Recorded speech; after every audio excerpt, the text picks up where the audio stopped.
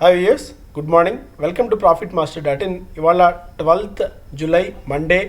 ఓవరాల్గా ఈరోజు international markets ఎలా పర్ఫామ్ చేశాయి, మన మార్కెట్స్ మీద ఇంపాక్ట్ చూపించే అంశాలు ఏంటి అవన్నీ చూద్దాం. ముందుగా ఏషియన్ మార్కెట్స్లో చాలా స్ట్రాంగ్ పాజిటివ్ మొమెంటం మళ్ళీ చూస్తున్నాం. జపాన్స్ నికాయ్ ఆల్మోస్ట్ 2.28% దాకా లాభాలతో కొనసాగుతోంది.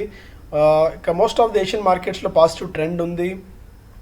మన మార్కెట్స్ మీద కూడా పాజిటివ్ మొమెంటం కనిపించవచ్చు. ఎందుకంటే గత ట్రేడింగ్ సెషన్లో డౌజోన్స్ మళ్ళీ ఒక రికార్డు స్థాయి నమోదు చేసింది. డౌజోన్స్ ఏకంగా 500 పాయింట్ల వరకు ఒక దశలో లాభపడింది. చివరికి 1.3% లాభాలతో క్లోజ్ కావడం చూసాం. S&P 500, నాస్డాక్ కూడా మంచి లాభాలను నమోదు చేశాయి. దీంతో ఒక్కసారిగా మళ్ళీ మొమెంటం కాస్త పాజిటివ్గా కనిపిస్తుంది. యూరోపియన్ మార్కెట్స్లో కూడా ఒక పాజిటివ్ మొమెంటం ఉంది. సో ఓవరాల్గా మళ్ళీ ఒక పాజిటివ్ ట్రేడింగ్ ట్రెండ్ మార్కెట్స్లో రావచ్చు. ఎందుకంటే క్వార్టర్లీ రిజల్ట్స్ కిక్ ఇన్ అయ్యాయి అండ్ ఇక్కడి నుంచి స్టాక్ స్పెసిఫిక్ యాక్షన్ ఎక్కువగా ఉండొచ్చు. ఇండెక్స్ కంటే కూడా ఏ కంపెనీ రిజల్ట్స్ బాగా వస్తాయన్న అంచనాలు, ఏ కంపెనీ రిజల్ట్స్ బాగున్నాయి దాని తర్వాత ఆ స్టాక్స్లో మొమెంటం యాక్షన్ చాలా ఎక్కువగా ఉండొచ్చు ఇక్కడి నుంచి కూడా. ఆయిల్ చూస్తేనేమో బ్రెంట్ క్రూడ్ మళ్ళీ $75 పైన దాదాపు $76 దగ్గర ట్రేడ్ అవుతుంది. గోల్డ్ $18.08 దగ్గర ట్రేడ్ అవుతుంది, ఫ్లాట్గా ఉంది. అటు US 10-year బాండ్ ఈల్డ్స్ చూస్తేనేమో 1.3% దగ్గర ట్రేడ్ అవుతున్నాయి. క్రిప్టోలో కొద్దిగా వీక్నెస్ అయితే చూసాం. తర్వాత మళ్ళీ రికవరీ నిన్న కనిపించింది $34,165 దగ్గర. అంటే ఆల్మోస్ట్ 2% గెయిన్స్తో బిట్ కాయిన్, 2% గెయిన్స్తో ఎథీరియం, లైట్ కాయిన్ కూడా ఆల్మోస్ట్ ఒక 2% దాకా గెయిన్స్ మనకున్నాయి. నిన్న ఒక చరిత్ర సృష్టించారు. ప్రముఖ బిలియనియర్ అండ్ ప్రముఖ ఆంటర్ప్రీనియర్ రిచర్డ్ బ్రాన్సన్ గారు తన వర్జిన్ గెలాక్టిక్ ఫ్లైట్లో మొట్టమొదటిసారిగా స్పేస్లోకి చేరుకున్నారు. 17 ఏళ్ళు కష్టపడిన అనంతరం 17 ఏళ్ల తన కళ సాకారమైందంటూ ఆయన చెప్పారు. చిన్నపిల్లాడిగా ఉన్నప్పుడు స్పేస్లోకి వెళ్ళాలని తన కళ ఇప్పుడు సాకారం చేసుకున్నాను. స్పేస్ నుంచి అర్థం చూస్తే ఆ థ్రిల్లే వేరంటూ ఆయన వెల్లడించారు. సో నిన్న VSS, ఈ వర్జిన్ అట్లాంటిక్ చెందిన వీళ్ళ స్పేస్ క్రాఫ్ట్ సక్సెస్ఫుల్గా అక్కడ ల్యాండ్ అయిన సంగతి మనం తెలిసే ఉంటుంది మనకి. ఇక మన మార్కెట్స్ విషయానికి వచ్చినట్టు ఎకనామిక్ టైమ్స్ ఫస్ట్ పేజ్లో Tata group may ask for indemnity clause in Air India deal. Okay, Twitter appoints resident grievance officer for India and masked, jabbed and tested CEOs get back to in person meetings. So మళ్ళీ వాళ్ళు ఆఫీసుల్లోకి హాజరవుతున్నారు, మాస్కులు పెట్టుకోవడం and vaccination ప్రక్రియ పూర్తి చేసుకోవడం ఇవన్నీ అని మెల్లమెల్లగా ఆఫీసుల్లో ఆన్లైన్ మీటింగ్స్ కంటే ఇప్పుడు ఆఫ్లైన్ మీటింగ్స్కి మెల్లిగా పెరుగుతున్నాయన్నొక ఇది ఇక్కడ గమనించవచ్చు.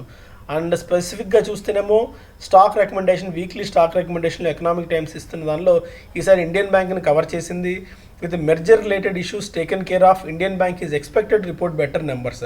సో ఈ మెర్జర్ రిలేషన్స్ అన్ని మెల్లిమెల్లిగా ఒక్కొక్కటి సార్ట్అవుట్ చేసుకున్న తర్వాత బెటర్ నెంబర్స్ని ఈ బ్యాంక్ అనౌన్స్ చేసే అవకాశం ఉంది అని చెప్పి ఓవరాల్గా 10 మంది అనలిస్టులు ఈ స్టాక్ని కవర్ చేస్తే అందులో 8 మంది బై రేటింగ్ ఇచ్చారు, 2 హోల్డ్ రేటింగ్ ఇస్తున్నారు ఈ స్టాక్కి. రెవెన్యూస్ పాయింట్ ఆఫ్ వ్యూలో దాదాపు 22,210 కోట్ల రూపాయల మేర రెవెన్యూ 2021లో ఉంటే 2022 నాటికి దాదాపు 22,957 కోట్ల రూపాయల ఆదాయాన్ని సాధించవచ్చని. అలాగే EPS ప్రస్తుతం 2020లో 16, 2021లో 28, 2022లో 22 రూపాయలు EPS సాధించవచ్చు అని చెప్పి. ఎందుకంటే కాస్త కష్టాలను ఎదుర్కొని ఇప్పుడిప్పుడే మళ్ళీ బయటపడుతుంది కాబట్టి EPSలో కొద్దిగా ఇంపాక్ట్ ఉండవచ్చు. ఇక బ్రోకింగ్ కాల్స్ ఈ మధ్యకాలంలో ఈ స్టాక్ మీద ఇచ్చిన రికమెండేషన్స్ పరంగా చూస్తేనేమో దాదాపు 170 నుంచి 180 దాకా వివిధ బ్రోకింగ్ కంపెనీలు ఈ ఇండియన్ బ్యాంక్కి టార్గెట్ ప్రైజ్లు ఇచ్చాయి. జుంజున్వాలా ఫ్లైట్స్ అండ్ ఎయిర్లైన్ బిజినెస్లోకి అడుగు పెట్టాలని చెప్పి దాదాపుగా నిర్ణయించుకున్నట్టే కనిపిస్తోంది. ఒక లో కాస్ట్ ఎయిర్లైన్ని ఆయన ప్రారంభించాలి అని చెప్పి అనుకుంటున్నారు. ఆ ఎయిర్లైన్ వెంచర్ పేరు ఆకాశ అన్న పేరుతో ఇప్పటికే రిజిస్టర్ అయ్యి ఉంది. అండ్ దీనికి సంబంధించి ఏవియేషన్ మినిస్ట్రీ దగ్గర నో అబ్జెక్షన్ సర్టిఫికేట్ కూడా ఈ సంస్థ తెచ్చుకుందన్న ఒక వార్తలు ఇక్కడ వినిపిస్తున్నాయి. ఓవరాల్గా ఈ కంపెనీలో రాకేష్ జుంజున్వాలా గారికి 40% ఈక్విటీలో వాటా ఉండబోతోందని చెప్పి కూడా మనకి ఎకనామిక్ టైమ్స్ రిపోర్ట్ చేసింది. జెట్ ఎయిర్వేస్ మాజీ CEO వినయ్ దుబే గారు ఓవరాల్గా దీనికి సారథ్యం వహిస్తున్నారని చెప్పి, ఆయన కూడా ఇన్వెస్టర్గా ఉన్నారని చెప్పి ఇక్కడ ఒక ఇంట్రెస్టింగ్ వార్త చూస్తున్నాం. ఇప్పటికే స్పైస్ జెట్లో 1% వరకు వాటా రాకేష్ జుంజున్వాలా గారికి ఉంది. అండ్ లో కాస్ట్ ఎయిర్లైన్ తీసుకొచ్చి ఒక సక్సెస్ఫుల్ మోడల్ని తీసుకురావాలని చెప్పి ఆలోచనలు ఆయన ఉన్నారని ఒక వార్త ఇక్కడ చూడొచ్చు. Solar panel prices may continue to soar. So international మార్కెట్స్లో ఒక్కసారిగా సోలార్ వాటికి డిమాండ్ బాగా పెరిగింది. ఎస్పెషల్లీ సోలార్ ఎక్విప్మెంట్స్కి తయారు చేసే ప్రధాన రా మెటీరియల్ పాలిసిలికాన్, దీని ధర ఏకంగా లాస్ట్ జూలై నుంచి 340% మేర పెరిగింది. అండ్ ఈ ఏడాది జనవరి నుంచి కూడా దాదాపు 150% మేర పెరిగింది. దీంతో ఒక్కసారిగా ఈ సోలార్ ప్యానల్స్ మీద ఫోకస్ బాగా పెరిగింది. అండ్ దేశీయంగా కూడా మనం అత్యధిక శాతం దిగుమతులు వీటిని చేసుకుంటాం కాబట్టి సో ఈ సెక్టార్లో ఉన్న కొన్ని స్టాక్స్ మీద మనం ఇండియాలో ఉన్న వాటి మీద ఫోకస్ కూడా పెంచుకోవచ్చు. ఎందుకంటే ఇప్పటికిప్పుడు డిమాండ్ తగ్గే అవకాశం కూడా ఎక్కడ కనిపించట్లేదు మనకి. At 2.129 million June sees record SIP account openings. మార్కెట్స్లో ఉన్న బయాన్సీ, వ్యాక్సినేషన్ డ్రైవ్స్ పెరగడము, ఫిజికల్ ఇన్ఫ్రా అవసరమైతే హెల్ప్ పెరగడము, ఇవన్నీ కూడా సిప్స్ సిస్టమాటిక్ ఇన్వెస్ట్మెంట్ ప్లాన్ సంబంధించిన అకౌంట్ ఓపెనింగ్స్లో రికార్డు స్థాయిలో జూన్లో నమోదయ్యాయి. దాదాపు 21 లక్షల అకౌంట్లు జూన్ నెలలో ఓపెన్ కావడం ఓవరాల్గా మార్కెట్స్ మీద ఏ స్థాయిలో ఆసక్తి ఉందో మనం అర్థం చేసుకోవచ్చు. అలాగే సిప్ స్టాపేజ్ అంటే ఈ సిప్స్ని ఆపేయాలన్న మ్యాండేట్స్ ఏవైతే ఉంటాయో అవి కూడా రికార్డు స్థాయిలో తగ్గాయి. 39 నెలల కనిష్ట స్థాయికి తగ్గాయని చెప్పి ఇక్కడ ఇంట్రెస్టింగ్ డేటా మనం చూస్తున్నాం. And non bank lenders may take a big hit in Q1 and second wave. So రెండో వేవ్లో నాన్ బ్యాంక్ లెండర్స్ కొద్దిగా ఇబ్బందులు పడవచ్చు. Especially NBFCs, micro finance and transport finance కంపెనీస్లో ఇంపాక్ట్ ఉండవచ్చు అని చెప్పి కొంతమంది అనలిస్టులు ఇక్కడ సూచిస్తున్నారు. అయితే ఇప్పుడున్న వాటిలో కొద్దిగా Chola and Shriram transport finance కాస్త మెరుగ్గా పర్ఫామ్ చేయొచ్చు రాదర్ దెన్ మహీంద్రా ఫైనాన్స్ అని చెప్పి ఎస్ సెక్యూరిటీస్ భావిస్తుంది. అండ్ ఈ పాయింట్ ఆఫ్ టైంలో HDFC, LIC ఈ రెండు హౌసింగ్ ఫైనాన్స్ కంపెనీస్లో కూడా మెరుగ్గా పర్ఫామ్ చేయవచ్చు అని చెప్పి ఎస్ సెక్యూరిటీస్ భావిస్తుంది, సూచిస్తుంది. Maruti likely to pick up speed on bourses. So ఇక్కడ నుంచి మారుతిలో కొద్దిగా అప్సైడ్ ఉండవచ్చు అని చెప్పి అనలిస్ట్ కమ్యూనిటీ భావిస్తుంది. ఎందుకంటే కొత్త మోడల్స్ని ఎప్పటికప్పుడు 3-4 ఏళ్లకు ఒకసారి మారుతి తన సీ చేంజ్ లాగా ర్యాపిడ్ చేంజెస్ని తీసుకొస్తుంది, కొత్త మోడల్స్ లాంచ్ చేసి. ఇప్పుడు కూడా అలాంటి కొత్త మోడల్ లాంచ్ దిశగా మారుతి అడుగులేస్తుంది కాబట్టి మేబీ దీని ఇంపాక్ట్ స్టాక్ ప్రైస్ మీద కూడా ఉండవచ్చు అని చెప్పి ఆటో ఎక్స్పర్ట్స్ కూడా భావిస్తున్నారు. Foreign portfolio investors insurance stocks మీద చాలా ఫోకస్డ్గా ఉన్నారు. ఓవరాల్గా జూన్ నెలలో దాదాపు 17,000 కోట్ల రూపాయల మేర ఇన్ఫ్లోస్ వస్తే అందులో 7,000 కోట్ల రూపాయల వరకు ఇన్సూరెన్స్ కంపెనీస్లోనే వాళ్ళు ఎక్కువగా ఇన్వెస్ట్ చేశారు. సో ఓవరాల్గా స్పెసిఫిక్గా ఏ కంపెనీస్లో ఇన్వెస్ట్ చేశారని డేటా ఇక్కడ వీళ్ళు మెన్షన్ చేయకపోయినప్పటికీ కూడా ఇప్పుడున్న వాటిలో HDFC life, SBI life, ICICI pro life వాటిలో బాగా ఫోకస్ ఈ మధ్య పెరుగుతుందని చెప్పి ఒక ఇంట్రెస్టింగ్ అప్డేట్ మనం గతంలో కూడా చూసాం.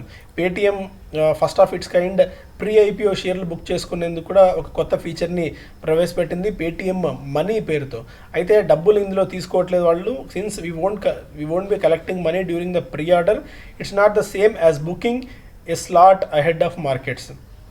అయితే మార్కెట్స్కి ముందు ఎలా కొనుగోలు చేస్తారు అంటే అన్లిస్టెడ్ షేర్స్ కూడా ఇందులో అవైలబుల్లో ఉంటాయా, ఓవరాల్గా ఎలా వర్కౌట్ అవుతుంది, ఇవన్నీ కూడా డీటెయిల్స్ మనకి ఇంకా తెలియాల్సిన అవసరం ఉంది. సో మొత్తానికైతే ఒక కొత్త ఫీచర్ పేటీఎం లాంచ్ చేసింది. పేటీఎం షేర్లు కూడా విపరీతంగా డిమాండ్ ప్రస్తుతం మార్కెట్స్లో ఉన్నాయి. 2,500 రూపాయల వరకు ఒక్కొక్క షేర్ ప్రీ మార్కెట్లో పలుకుతుంది. మినిమం 40 షేర్ల లాట్తో సహా మీరు కూడా పేటీఎం షేర్లను IPO కంటే ముందే తీసుకోవచ్చు. దీనికి సంబంధించిన మరిన్ని వివరాలు మీకు 7995127008 నెంబర్కి వాట్సాప్ చేసినా కూడా తెలుస్తుంది. అయితే minimum 1 lakh rupees investment and at least 1 to 2 years wait చేసే ఆలోచన ఉన్న వాళ్ళు మాత్రమే వాట్సాప్ చేయండి. Zomato IPO likely to sail through despite concerns. So కొన్ని కన్సర్న్స్ ఉన్నాయి, ఎందుకంటే లాస్ మేకింగ్ కంపెనీ ఇది, హ్యూజ్ ఈక్విటీతో వస్తుంది అండ్ వాల్యుయేషన్స్ కూడా గరిష్ట వాల్యుయేషన్స్తో స్టాక్ వస్తుందని చెప్పి అనలిస్ట్ కమ్యూనిటీ అంతా భావిస్తుంది. బట్ స్టిల్ సబ్స్క్రిప్షన్ నెంబర్స్ మాత్రం మెరుగ్గా ఉండొచ్చు అండ్ IPO కూడా సేల్ త్రూ అవుతుందని చెప్పి భావిస్తున్నారు. అయితే గతంలో ఉన్న ఫ్రెంజీనెస్ అంటే దాదాపు 30-35 రూపాయల దాకా గ్రే మార్కెట్లో ప్రీమియం ఉండేది. అయితే అది తగ్గి 10 నుంచి 11 రూపాయలకి మాత్రం తగ్గిందని చెప్పి ఒక అప్డేట్ కూడా ఇక్కడ చూస్తున్నాం జొమాటో IPOకి సంబంధించి. IT in for a 5-year mega growth cycle thanks to Biden's competition law. So Biden's competition law కారణంగా ఒక్కసారిగా ఐటీలో మెగా గ్రోత్ సైకిల్ వచ్చే అవకాశం ఉంది అని చెప్పి అనలిస్ట్ కమ్యూనిటీ అక్కడ US నుంచి భావిస్తోంది. దాని ప్రకారం చూస్తే rising appetite of US firms to adopt new tech will lead to increased offshore onshore outsourcing. So యూఎస్లో మెగా గ్రోత్ సైకిల్ కనుక వస్తే దాని క్యాస్కేడింగ్ ఎఫెక్ట్ మనలాంటి కంపెనీస్ మీద, మనలాంటి కంట్రీస్ మీద కూడా ఉంటుంది. ఇక్కడ దేశీయ కంపెనీలు, దేశీయ ఉద్యోగులు కూడా దీని నుంచి బెనిఫిట్ పొందవచ్చు అని చెప్పి జాబ్ కంపెనీస్ అలాగే IT ఎక్స్పర్ట్స్ కూడా చెప్తున్నారు. బిజినెస్ స్టాండర్డ్ చూస్తేనేమో 11 bidders vie for Videocon's Brazil assets. So 15,000 కోట్ల రూపాయల దాకా దీన్ని ఈ డెట్ రెజల్యూషన్లో భాగంగా రావచ్చు. Quarter profit to take a knock. Second wave higher input cost set to weigh on Q1 quarter profit పరంగా కొద్దిగా ఇబ్బందులు ఉన్నప్పటికీ కూడా, ఎందుకంటే అత్యధిక శాతం కోవిడ్ వేవ్లో టైం అంతా వెళ్ళిపోయింది కాబట్టి కొన్ని సెక్టార్స్ బాగా పర్ఫామ్ చేయొచ్చు, మరికొన్ని సెక్టార్స్లో ఇంపాక్ట్ అయితే ఖచ్చితంగా ఉంటుంది. Maruti Suzuki shifts Dzire production to Gujarat. Okay, Samsung uses PLI wide berth.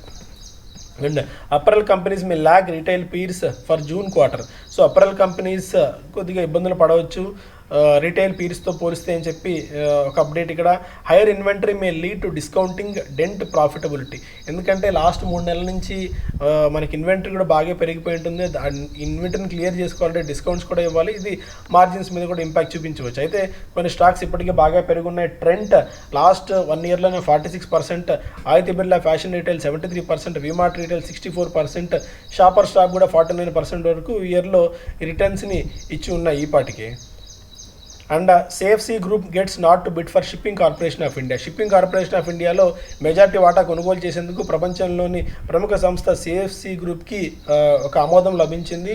అయితే బిడ్ చేసేందుకు మాత్రమే, ప్రస్తుతానికి బిడ్ చేసి ఆ కంపెనీకి సంబంధించిన కాన్ఫిడెన్షియల్ ఫినాన్షియల్ డేటాను తీసుకునేందుకు అవకాశం ఈ కంపెనీకి లభించింది. సో మేబీ షిప్పింగ్ కార్పొరేషన్లో కూడా కొద్దిగా యాక్టివిటీ ఉండవచ్చు. సో మేజర్గా ఇది ప్రధాన news. Thank you so much. Have a great day.